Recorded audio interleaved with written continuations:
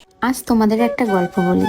রিমি ছোটবেলা থেকেই খুবই স্নেহশীলা মেয়ে। বাবা মা মারা যাওয়ার পর মামা বাড়িতেই সে বড় হয়েছে। মামা মামি মামাতো ভাই বোন সবাইকে সে নিজের থেকেও বেশি ভালোবাসতো। কেউ অসুস্থ হলে রাত জেগে ওষুধ দিত, কেউ বিপদে পড়লে নিজের টাকায় সাহায্যও করত। সে খুব সাধারণ একটা চাকরি করত, সামান্য বেতন ছিল, কিন্তু তাতেও যতটা পারতো সবাইকে দিত।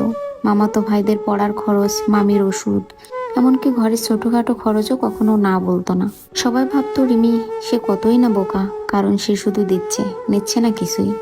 কিন্তু সে ভাবতো পরিবার মানে তো নিজেরাই। এভাবে চলতে চলতে একদিন রিমির নিজের জীবনেও একটা বড় বিপদ এলো। চাকরি গেল, মাসের পর মাস কাজ পেল না। সে ভাবলো এতদিন যাদের পাশে ছিলাম তারা নিশ্চয়ই একটু পাশে দাঁড়াবে, কিন্তু না। তার ধারণা ভুল প্রমাণ করে একজনও এগিয়ে এলো না। কেউ বলল এই সময় তো কঠিন, আমরাও কষ্টে আছি। কেউ মুখ ফিরিয়ে নিল, কেউ আবার ফোনই ধরলো না।